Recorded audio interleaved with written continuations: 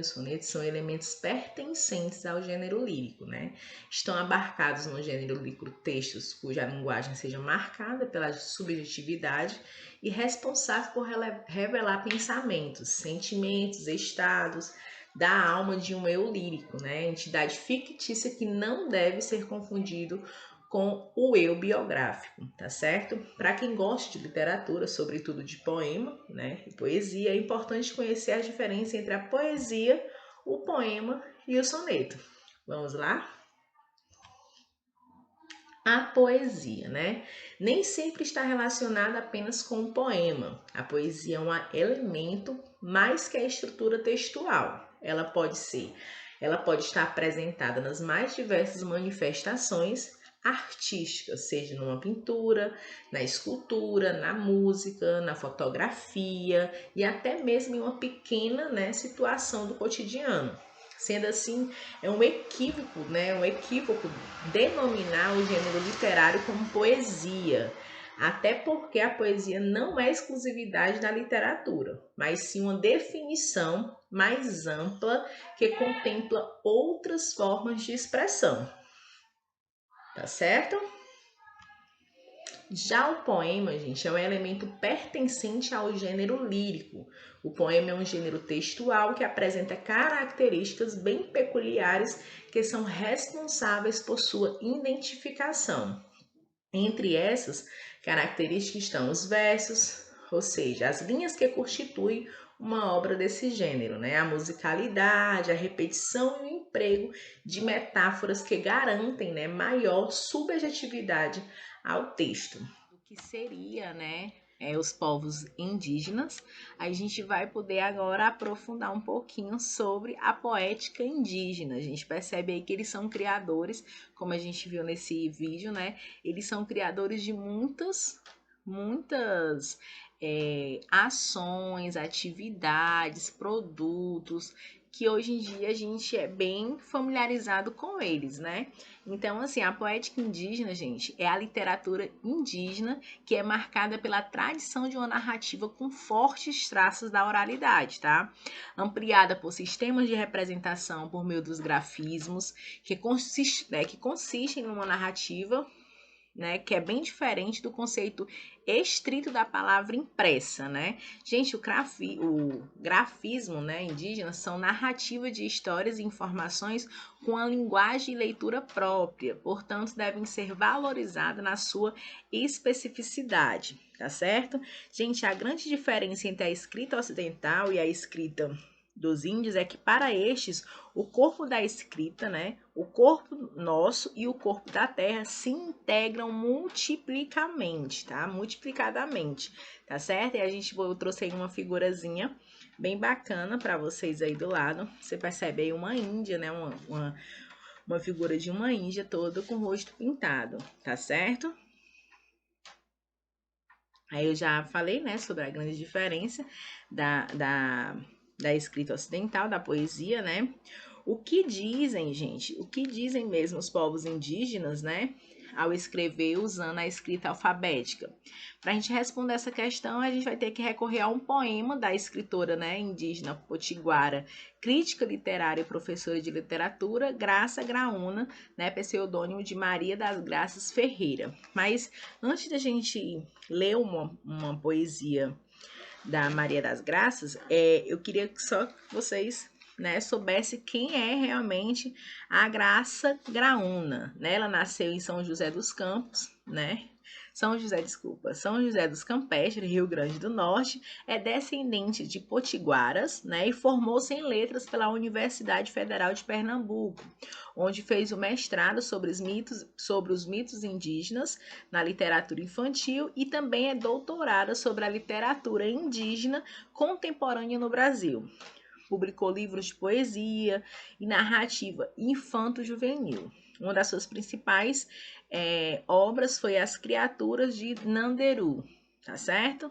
Então, a gente vamos lá dar continuidade na nossa aula e assim fica bem mais fácil para vocês estarem, né, fazendo a atividade, né? Então, vamos aqui. Escrevivência indígena. Ao escrever, deu conto da ancestralidade, de caminho de volta do meu lugar no mundo. Tá certo? Aqui é um poema, tá? Da Graça Graúna, né? Eu já li também um pouquinho da sua biografia para vocês saberem quem é. Gente, aí na questão número 1 do livro de vocês, na página 52, né? Pede na questão número 1, no poema, a palavra ancestralidade, o que é que ela significa? Na verdade, gente, ancestralidade nesse contexto aí quer dizer que é a identidade, né, histórica, cultural e genérica herdada dos ancestrais. Tá certo? Já na questão número 2, está pedindo que vocês expliquem o significado da expressão dou conta, que também está, né, destacado aí no poema. Essa expressão pode ser entendida como tomar consciência, perceber, tá ok? Então, mediante essas informações de início, vocês conseguem estar respondendo as demais questões. Gente, dando continuidade aqui. A literatura indígena é uma forma de perpetuar o conhecimento oral, ou seja, quando um indígena escreve sobre o seu próprio povo, ele está traduzindo para a escrita experiências que aprendeu por vivências culturais, né? Sua família, suas raízes e etc. Ele fala da origem de sua essência, do que aprendeu e qual deve ser respeito, né? Deve respeito e o que verdadeiramente é, pois fala com propriedade daquilo que conhece. Aqui eu trago outra gravura, né? Outra pintura que retrata os costumes indígenas, tá certo? Aí vocês viram que o canto é cada uma das partes em que se divide um poema longo. Refrão ou estribilho de uma canção, né? É um gravador natural de acordo com o compositor Luiz Tati. Ele consiste num verso ou num grupo de versos que se repetem, em geral, ao final de cada estrofe, né? A poesia, em geral, não tem a figura do narrador. A voz que fala no poema é a chamada de eu poético ou eu lírico, tá certo?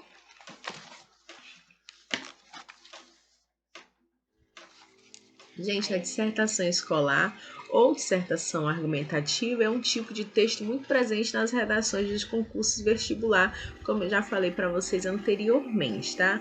Um dos motivos é porque, além da capacidade de avaliar a linguagem e a forma como o candidato organiza suas ideias, é possível também saber se ele possui o senso crítico e a habilidade de argumentação, tá certo? Porque a gente começa a ver esse gênero muito cedo no ensino fundamental, para vocês já irem desenvolvendo esse senso crítico, para vocês já irem se familiarizando com essa estrutura, para não sentirem tanta dificuldade quando chegar lá no ensino médio e fazer vestibular, tá certo? E assim, o gênero dissertativo, ele tem como objetivo expor acontecimentos e debater o tema, né? Na sua redação, você pode simplesmente abordar um assunto e apresentar para o leitor, ou você pode ir além, né? Defendendo um ponto de vista, tentando convencê-lo do seu posicionamento. Como dito anteriormente, existe mais de uma opção de dissertação. A gente vai ter, né? Vamos ter de contar com mais detalhe logo em frente, a gente vai estar vendo mais um pouquinho, né? E ela é formada por alguns parágrafos, sendo que no vestibular costuma aparecer no mínimo de 7 a 30 linhas. E em sala de aula também nós fazemos essa base, né? De 10 a 15 a 20 linhas para vocês já irem tendo, né, essa familiaridade de também conter as palavras sendo objetivas em determinados pontos e linhas, tá certo? E assim, gente, uma redação dissertativa argumentativa, ela deve ser dividida em 3 partes, tá? A introdução, né, que é a parte do texto em que você vai apresentar o tema a ser discutido. O desenvolvimento, que é a parte da redação em que será preciso trazer os elementos que enriqueçam a discussão com argumentos, exemplos concretos, dados estatísticos que comprovem a sua ideia, né? A conclusão, que é a parte do texto em que você fará o desfecho, que pode ser a parte de um resumo de ideia discutido ou com a apresentação de medidas a serem adotadas em relação ao tema, tá certo? Na aula anterior, a gente Viu bem direitinho cada um desses pontos, mas eu vou trazer aqui para a gente estar relembrando, tá? Existem dois tipos de dissertação: a dissertação expositiva, né, que vocês também já conhecem, e a dissertação argumentativa, né? A expositiva, ela expõe um tema que está na mídia, jornais, revistas, que já é de conhecimento das pessoas e por isso são fatos inquestionáveis, sem necessidade de criar um debate em cima de tudo isso, tá? E o objetivo é expor o texto para o leitor com o objetivo que ele reflita e encontre sua conclusão. Já a dissertação argumentativa, nela você apresenta sua opinião sobre o tema e defende um ponto de vista a partir de argumentos com exemplos concretos, tá certo? E já nesse segundo, você vai tentar convencer o leitor de que sua conclusão faz muito sentido, tá? Quem estiver lendo o texto não precisa necessariamente concordar com o que você diz, mas também tem que sair da leitura com a sensação de que tudo que está muito bem fundamentado, tá certo? Já como fazer uma dissertação argumentativa, também trouxe alguns passozinhos aqui bem enxutos para vocês não esquecerem mais, tá? Para escrever um texto dissertativo argumentativo, você vai apresentar o tema e logo trazer seu ponto de vista sobre ele. Vejamos aqui o passo a passo. O primeiro passo é informar o leitor qual é o tema da sua redação, né? Faça isso da forma mais clara possível em sua introdução.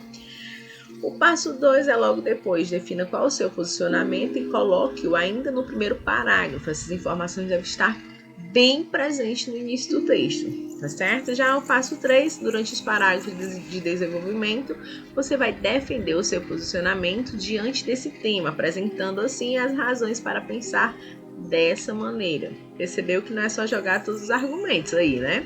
Você precisa amarrar e explicar tudo para que o leitor concorde com você e fique convencido sobre a sua ideia, tá bom? E já o quarto passo é, após apresentar os argumentos, é hora de usar exemplos concretos para evidenciar suas questões levantadas, né? Recorra a dados estatísticos e casos veiculados pela mídia para exemplificar, tá bom? E já o passo 5, você tem duas opções para fazer a conclusão, tá? Você pode apresentar uma solução ao problema, chamada de proposta de intervenção, ou você pode reforçar o ponto de vista apresentando na introdução sua tese, né? Dando força mais uma vez para o seu posicionamento. Bacana, não é isso? E aí, o que não fazer em uma redação dissertativa, gente? Argumentativa, tá? Existem alguns detalhes que não são muito aconselhados na dissertação argumentativa, tá bom? Procure não estabelecer diálogo com o leitor e escreva sua redação em terceira pessoa. Isso não é bom, tá? Apesar de ser um texto opinativo, não coloque o pronome eu na dissertação. Sabe aquelas frases, eu acho que, eu acredito que, entre muitas outras. Então, você procura evitar elas, tá certo? Existe uma diferença muito grande entre artigo opinativo quanto ao foco e a sua opinião em dissertações argumentativas, que o foco é a construção da linha de raciocínio e defesa daquele ponto de vista, tá certo? E o gênero textual notícia é o que a gente também estudou bastante, né? Sobre esse gênero notícia, mas também vimos também outros gêneros da língua portuguesa, tá certo? Mas mais enfocado esse bimestre foi o gênero notícia, tá? De forma específica, possui uma linguagem clara, precisa e objetiva, uma vez que se trata de uma informação e por isso tudo que é relatado precisa estar claro de modo a fazer com que a mensagem seja transmitida de forma adequada.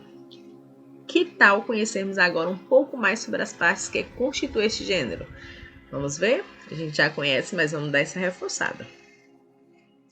A manchete ou título principal costuma ser composto de frases pequenas e atrativas e revelar o assunto principal que será retratado em seguida. O título auxiliar, sua função é complementar o título principal, acrescentando-lhe apenas algumas informações a mais. O lead, que é este termo deriva de uma palavra inglesa lead. Nessa parte, precisamos encontrar todas as informações necessárias para responder às seguintes perguntas. Onde aconteceu o fato? Com quem? O que aconteceu? Quando? Como? Por quê? Qual foi o assunto? né? Então, assim, e o corpo da notícia, né, ela é um detalhamento maior do que os fatos, de modo a destacar os detalhes mais importantes, fundamentais à compreensão do interior, do interlocutor, tá certo? Então, a notícia é um gênero textual do ramo jornalístico, isso aí a gente já sabe, a gente não vai esquecer.